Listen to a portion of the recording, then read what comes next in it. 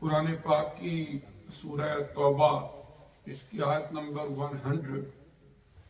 یہ تلاوت کی ہے ہم دو صلات کے بعد۔ اللہ تبارک و تعالی نے ارشاد فرمایا والسابقون الاولون من المہاجرین والانصار، اور وہ لوگ جو پہلے ایمان لائے مہاجرین اور انصار میں سے، والذین اتبعوہم بإحسان، اور وہ لوگ جنہوں نے نیکی کے ساتھ ان کی اتباع کی، ان کی پیروی کی، رضی اللہ عنہم ورضوا عنہ، اللہ ان سے راضی ہو گیا اور وہ اللہ تبارک و تعالی سے راضی ہو گئے۔ وَأَعَدَّ لَهُمْ جَنَّاتٍ تَجْرِي تَحْتَهَا الْأَنْهَارُ، اور اللہ تبارک و تعالی نے ان کے لیے ایسی جنت تیار کر کے رکھی ہیں کہ جس کے نیچے نہریں بہ رہی ہیں، خالدین فیہا ابدا، وہ ہمیشہ ہمیشہ اسی میں رہیں گے۔ ذالک الفوز العظیم، اور یہ بہت بڑی کامیابی ہے۔ جمادی الثانی کے اس بابرکت مہینے میں حضرت ابو بکر صدیق رضی اللہ تعالی عنہ آپ کا کیونکہ یوم وصال ہے، اور حضرت ابو بکر صدیق رضی اللہ تعالی عنہ وہ شخصیت ہے کہ قرآن پاک کی کئی آیات ہیں کہ جن میں آپ کے اوصاف حمیدہ کو بیان کیا ہے۔ سورہ اللیل میں آپ کی سخاوت اور اللہ کے راستے میں خرچ کرنا، اللہ نے اس کا تذکرہ فرمایا۔ پھر قرآن پاک میں غار ثور میں حضور نبی کریم علیہ السلام کے ساتھ جو آپ کا وقت گزرا، ہجرت کی 3 راتیں ہجرت کے دوران آپ نے غار ثور میں گزاری، اس کا تذکرہ قرآن پاک میں موجود ہے۔ اور پھر نسبی لحاظ سے حضور نبی کریم علیہ السلام کی پیاری زوجہ محترمہ حضرت سیدہ عائشہ صدیقہ رضی اللہ تعالی عنہ، وہ حضرت ابو بکر صدیق رضی اللہ تعالی عنہ کی لخت جگر ہے۔ تو چند ایک معروضات آپ کی حضور نذرانہ عقیدت و محبت پیش کرنے کی غرض سے انشاءاللہ عرض کریں گے۔ حضرت سیدنا ابو بکر صدیق رضی اللہ تعالیٰ عنہ عمر کے لحاظ سے حضور علیہ السلام سے 2.5 برس چھوٹے تھے، اور حضور علیہ السلام کا وصال مبارک 63 ایئر کی ایج میں ہوا، اور حضور علیہ السلام کے وصال مبارک کے بعد 2.5 سال کے بعد آپ کا بھی وصال 63 ایئر میں کی ایج کے اندر ہوا۔ اور حضور صلی اللہ علیہ وآلہ وسلم نے جب نبوت کا اعلان فرمایا تو 13 ایئرز آپ نے مکہ مکرمہ میں گزارے، وہاں پر آپ نے تبلیغ فرمائی۔ بہت مشکل دور تھا، ہر طرح کی اذیتیں، تکلیفیں، پریشانیاں، کیونکہ کفار مکہ پوری کوشش کرتے تھے کہ اس دین اسلام کا رستہ روک لیں، اور جو لوگ اسلام قبول کرتے انہیں بھی ٹارچر کرتے، انہیں بھی تکلیفیں دیتے۔ اب ان حالات میں آپ نے اپنی مبارک زندگی کے 13 سال گزار دی۔ اب 13 سال کے بعد کفار مکہ نے ان کا ایک میٹنگ ہال تھا بہت بڑا، اس میں بیٹھ کے وہ اپنی ساری پلاننگ کرتے تھے، منصوبہ بندی کرتے تھے۔ انہوں نے وہاں بیٹھ کے ایک رات پلاننگ کی۔ وہ کیا کہ سارے قبیلوں کا ایک نوجوان حضور علیہ السلام کے دروازے کے باہر کھڑا کر دیا جائے، اور جب نبی کریم علیہ السلام اپنے گھر سے باہر نکلیں تو نعوذ باللہ حضور علیہ السلام کو وہ شہید کر دیں۔ یہ ناپاک منصوبہ انہوں نے بنایا، اور ان کا خیال یہ تھا کہ جب سارے قبیلوں کا ایک ایک نوجوان شامل ہوگا تو اگر ہمیں دیت بھی کو دینی پڑ جائے گی تو کسی ایک خاندان پر نہیں آئے گی، وہ سارے مل کے جو کچھ ہوا اس مسئلے کو حل کر لیں۔ یہ ناپاک منصوبہ انہوں نے بنایا۔ اللہ تبارک و تعالیٰ نے اس ساری ان کی کارستانی سے نبی کریم علیہ السلام کو آگاہ فرما دیا اور ساتھ حکم بھی دے دیا کہ اب آپ نے اس کے بعد اس مکہ مکرمہ میں نہیں ٹھہرنا، بلکہ تم نے یہاں سے ہجرت کرنی ہے اور مدینہ طیبہ جس کا پہلا نام یثرب تھا وہاں پر آپ نے چلے جانا ہے۔ حضور نبی کریم صلی اللہ علیہ وآلہ وسلم اپنے گھر پر تھے اور نوجوان اسی ناپاک منصوبے کے تحت آپ کے گھر کے باہر آ کے کھڑے ہو گئے۔ اب نبی کریم علیہ السلام نے اللہ کے حکم کی تابعداری میں جو پلاننگ کی، جو منصوبہ بندی کی، وہ یہ ایک تو رفیق سفر کے طور پر کہ میرے ساتھ اس لمبے سفر میں کون میرا ساتھ دے گا، کون میرے ساتھ ہوگا، حضرت سیدنا ابو بکر صدیق رضی اللہ تعالی عنہ کا انتخاب فرمایا۔ اور دوسرا، مکہ مکرمہ میں حضور علیہ السلام کی ذات کے دشمن بن چکے تھے قریش مکہ، اذیتیں، تکلیفیں، ٹارچر دیتے تھے، لیکن مکہ مکرمہ میں انہیں نبی کریم علیہ السلام سے زیادہ کوئی امانت دار اور صادق نظر نہیں آتا تھا، اس لیے اپنی امانتیں وہ نبی کریم علیہ السلام کی بارگاہ میں آ کے پیش کرتے کہ یہ آپ اپنی ہماری امانت رکھ دیں، جب ہمیں ضرورت پڑے گی ہم آپ سے لے لیں گے۔ تو حضور علیہ السلام نے حضرت سیدنا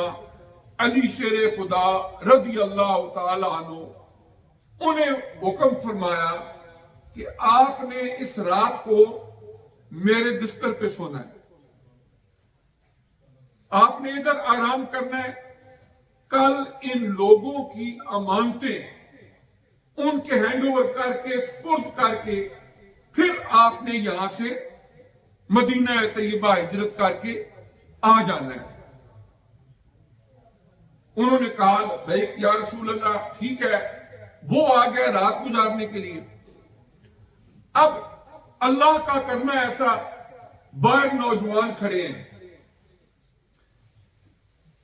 ان کا منصوبہ بہت خطرناک ہے۔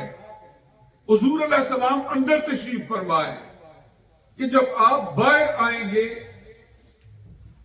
تو ہم حضور علیہ السلام کو نعوذ باللہ شہید کر دیں گے۔ حضور علیہ السلام باہر نکلے، سورہ یاسین شریف کی ابتدائی آیات کی تلاوت کی، مٹی اٹھا کے پھینکی، وہ ایسے ہو گئے کہ انہیں باقی سب کچھ نظر آ رہا تھا لیکن نبی کریم علیہ السلام کو نہیں دیکھ رہے۔ حضور علیہ السلام ان کے درمیان سے باہر تشریف لائے، حضرت ابو بکر صدیق رضی اللہ تعالیٰ عنہ کو ساتھ لیا، اور جن لوگوں کو اللہ تعالیٰ نے حج عمرہ کی توفیق عطا فرمائی ہے، کچھ وہ بھی ہوں گے کہ جنہیں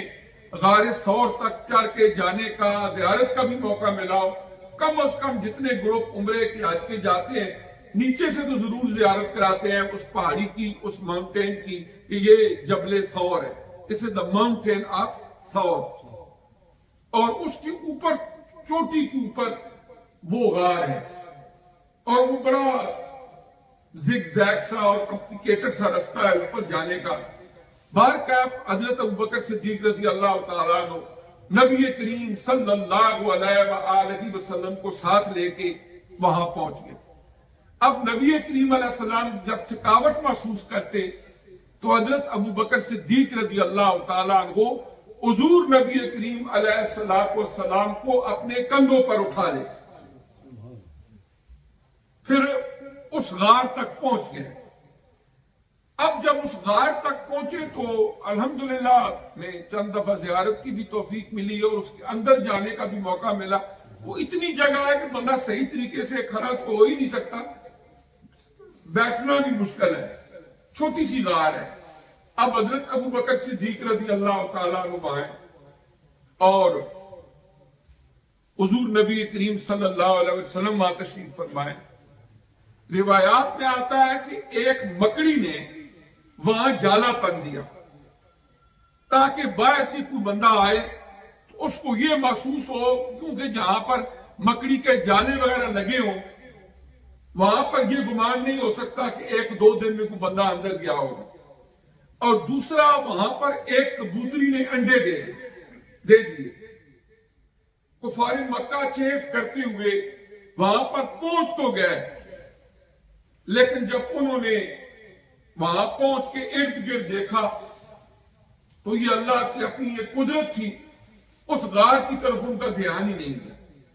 ابھی ہم حرم شریف میں جاتے ہیں تو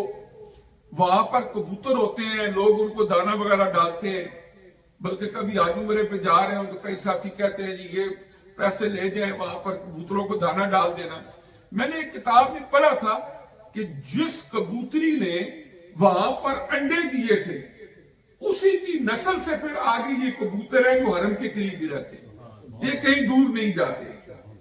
یہ وہاں حرم کے قریب رہتے ہیں، وہاں پر ہی کھاتے پیتے ہیں، آگے پیچھے یہ جاتے ہی نہیں ہیں، حدود حرم میں رہتے ہیں۔ تو بہرکیف اب اس موقع پر حضرت ابو بکر صدیق رضی اللہ تعالیٰ عنہ جب اندر تشریف لے کر گئے تو پہلے دیکھا کہ اس غار میں جتنے بھی کوئی ہولز ہیں، کوئی سوراخ ہیں، ان کو بند کر دے، کسی نہ کسی چیز سے سب کو بند کر دیا۔ ایک سوراخ ایسا تھا کہ اس کے لیے شاید کوئی چیز نہیں تھی یا جو بھی کوئی ریزن تھی، وہاں پر آپ نے اپنی ایڑی رکھ لی، پاؤں رکھ لیا۔ اب نبی کریم علیہ السلام آپ کے پاس ہیں، حضور علیہ السلام آرام فرما رہے ہیں، باہر کفار مکہ کے پاؤں کی آوازیں آنی شروع ہو گئی۔ حضرت ابو بکر صدیق رضی اللہ تعالیٰ عنہ پریشان ہو گئے کہ اگر خدا نہ خواستہ یہ کفار مکہ جو اس غار کے باہر تک پہنچ چکے ہیں، اگر انہوں نے اندر کوئی چاتی ماری، کو دیکھا، جھانکا اور انہیں پتہ چل گیا کہ ہم یہاں پہ کہیں پر حضور نبی کریم علیہ السلام کو کوئی تکلیف نہ پہنچا دے۔ اس موقع پر اللہ تعالیٰ نے سورہ توبہ کی آیت نازل فرمائی، ثانی اثنین اذ ہما فی الغار اذ یقول لصاحبہ لا تحزن ان اللہ معنا۔ ثانی اثنین، دو میں سے دوسرے۔ قرآن فرماتا ہے آپ دو میں سے دوسرے تھے، یعنی ایک ابو بکر صدیق رضی اللہ تعالیٰ عنہ، نبی کریم صلی اللہ علیہ وسلم۔ جب حضور علیہ السلام اپنے صحابی کو یہ فرما رہے تھے اذ یقول لصاحبہ لا تحزن، کہ اے میرے پیارے صحابی لا تحزن، پریشان مت ہو، خوف زدہ مت ہو، ان اللہ معنا، بے شک اللہ تبارک و تعالی ہمارے ساتھ۔ یعنی اللہ کی ذات پر توکل کا ایک اعلیٰ ترین وہ معیار کہ دشمن باہر ہیں، کوشش بھی کر رہے ہیں، ان کا ایک ہی مقصد ہے یہاں آنے کا کہ کسی طرح نبی کریم علیہ السلام کو وہ تلاش کر لیں، لیکن اللہ کریم نے فرمایا واللہ یعصمک من الناس، اللہ کی ذات پورا وہ لوگوں سے آپ کو بچائے گی۔ تو حضور علیہ السلام نے فرمایا ان اللہ معنا، بے شک اللہ تبارک و تعالی ہمارے ساتھ ہے۔ یہ آپ نے حضرت ابو بکر صدیق رضی اللہ تعالیٰ عنہ کو تسلی دی۔ اور حدیث میں ایک واقعہ بیان ہوا ہے کہ جب حضرت ابو بکر صدیق رضی اللہ تعالیٰ عنہ نے اپنا وہ پاؤں مبارک ایک ہول کے اوپر رکھا، وہاں ایک سانپ تھا، اس نے آپ کو ڈس دیا، تکلیف ہو رہی تھی، لیکن اس کے باوجود آپ نے اپنے وجود کو حرکت نہیں دی کہ حضور علیہ السلام کے آرام میں خلل نہ آ جائے، اور حضور علیہ السلام نے اپنا لعاب دہن لگایا اور وہ زخم بھی ٹھیک ہو گیا. تو حضرت ابو بکر صدیق رضی اللہ تعالیٰ عنہ، ان کا پورا خاندان، پوری فیملی اس مشکل حالات میں حضور علیہ السلام کی خدمت کے لیے وقف تھی. آپ کی زوجہ محترمہ مکہ مکرمہ میں اپنے گھر میں کھانا پکاتی، اور حضرت سیدہ اسماء بنت ابی بکر رضی اللہ تعالی عنہ، جو حضرت سیدہ عائشہ صدیقہ ام المومنین رضی اللہ تعالی عنہ کی بڑی بہن تھی، وہ کھانا لے کر غار ثور میں پہنچاتی. اور عامر بن فہیرہ جو آپ کا غلام تھا، وہ بکریوں کا دودھ دھو کے وہاں غار ثور میں پہنچاتا. عبد الرحمن بن ابی بکر کفار کی ساری منصوبہ بندی کی ڈائری وہ بتاتے کہ وہ کیا منصوبہ بنا رہے ہیں. 3 دن 3 راتیں نبی کریم علیہ السلام نے اس غار ثور میں گزاری، اور حضرت ابو بکر صدیق رضی اللہ تعالی عنہ اکیلے نبی کریم علیہ السلام کے ساتھ ہیں. حضرت علامہ اقبال رحمت اللہ علیہ نے اپنے فارسی کلام میں فرمایا، امن الناس بر مولا ما کلیم اول سینا ما ہمت او کشت ملت راتو اب ثانی اسلام و غارو بدر و قبر. کہ حضرت ابو بکر صدیق رضی اللہ تعالیٰ عنہ حضور علیہ السلام پر سب سے زیادہ احسان کرنے والے. یہ اصل میں ایک حدیث کا مفہوم ہے. حضور علیہ السلام نے فرمایا کہ دنیا کی زندگی میں جس پہ بھی میرے اوپر کوئی احسان کیا ہے، میں نے اس کے احسان کا بدلہ دے دیا ہے، لیکن حضرت ابو بکر صدیق رضی اللہ تعالی عنہ، ان کے اتنے احسانات ہیں میرے اوپر کہ جن کا بدلہ کل بروز قیامت اللہ کی ذات ان کو دے. اور آپ کی 4 نسلیں انہیں یہ توفیق نصیب ہوئی کہ وہ حضور علیہ السلام کے صحابی بنے. 4 نسلیں جو آپ کی ہیں وہ آپ کے والد ابو قحافہ سے لے کر یہ تک وہ نبی کریم صلی اللہ علیہ وآلہ وسلم کے صحابی بنے. اور ہمت کشت ملت رات اب وہ فرماتے ہیں کہ جو حضرت ابو بکر صدیق رضی اللہ تعالیٰ عنہ کی خدمات ہیں اس دین اسلام کے لیے، ان کی مثال ایسے ہے جیسے بارانی زمین ہو، وہاں پر بارش برستی ہے، اس سے وہاں پر پودے اگتے ہیں، پھل پھول لہراتے ہیں. یہی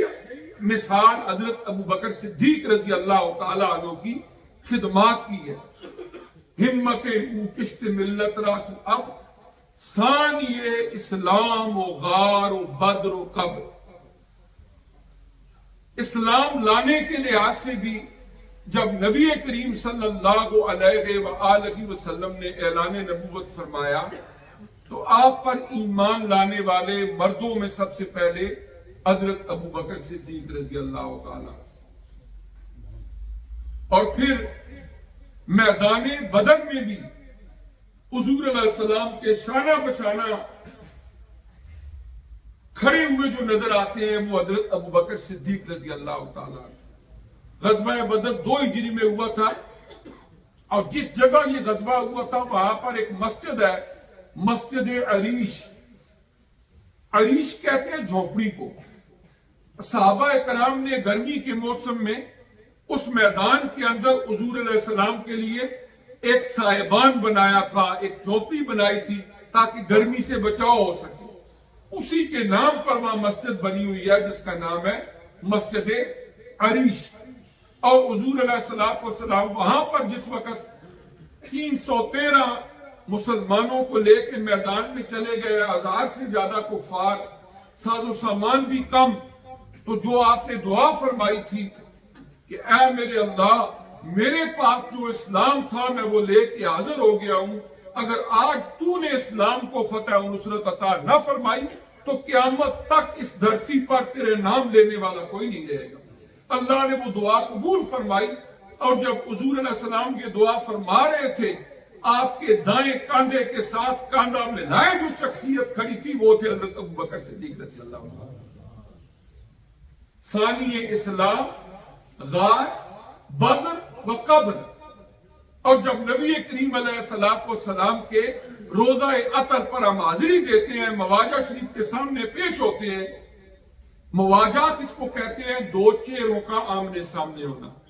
اور نبی کریم علیہ السلام کے چہرہ اقدس کے سامنے کھڑے ہو کر جب ہم الصلاۃ والسلام علیک یا رسول اللہ کہتے ہیں، وہاں ایک دائرہ سا ہے جس پر لکھا ہوا ہے کہ یہاں پر حضور علیہ السلام کی بارگاہ میں سلام پیش کرو. ہنا سلام علی رسول اللہ صلی اللہ علیہ وسلم، یہ ورڈنگ والی لکھی ہوئی. اس کے بعد تھوڑے سے گیپ پر ایک اور دائرہ ہے، وہاں لکھا ہوا ہے کہ السلام علی ابی بکر صدیق رضی اللہ تعالیٰ عنہ. اس کی وجہ کیا ہے؟ ہم جس وقت کھڑے ہو کر سلام پیش کر رہے ہوتے ہیں، ہمارے اس وقت پیٹھ قبلہ کی طرف ہوتی ہے، چہرہ روضہ عطر کی طرف ہوتا ہے، اور حضور علیہ السلام کا چہرہ اقدس قبلہ کی طرف ہوتا ہے جو ہمارے آمنے سامنے ہوتا ہے. اب حفظ مراتب کے لحاظ سے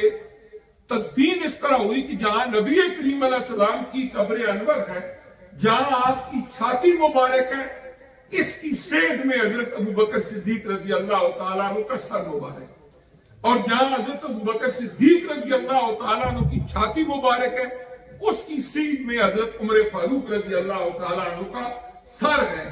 اور اس زمین کے بارے میں ابن عابدین شامی رحمۃ اللہ علیہ نے لکھا،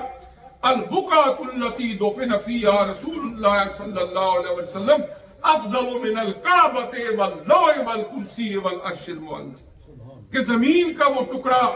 جو آقا نامدار مرشد قلب و نظر حضرت محمد مصطفیٰ صلی اللہ علیہ وسلم کے وجود عطر کو ٹچ کر رہا ہے، مس کر رہا ہے، وہ کعبہ سے، لوح محفوظ سے، عرش اور کرسی سے بھی افضل ہے. اس کا ایک حصہ حضور علیہ السلام کے وجود کو مس کر رہا ہے اور دوسرا حضرت ابو بکر صدیق رضی اللہ تعالیٰ عنہ. تو یہ وہ اولو العزم ہستیاں ہیں جنہوں نے اپنی ساری زندگیاں اس دین اسلام کے لیے وقف کر دی. حضور علیہ السلام سے پیمان وفا باندھا، صحابیت کا شرف نصیب ہوا، مشکل ترین حالات 13 سال مکہ میں گزارے، ہجرت کی، مدینہ طیبہ پہنچے. وہاں پر حضور علیہ السلام نے 10 سالوں کے اندر 27 وہ غزوات ہیں جن میں کمانڈر ان چیف کے طور پر آپ میدان کارزار میں نظر آتے ہیں، اور حضرت ابو بکر صدیق رضی اللہ تعالیٰ عنہ آپ کے ساتھ ہیں. غزوہ تبوک کے موقع پر جب حالات بہت مالی لحاظ سے ٹائٹ تھے، تنگ دستی تھی، خارسالی کا بھی موسم تھا، تو حضرت ابو بکر صدیق رضی اللہ تعالیٰ عنہ نے اپنے گھر کا سارا مال لا کے آپ کے قدموں میں حاضر فرمایا. تو اس طرح یہ وہ ہستیاں ہیں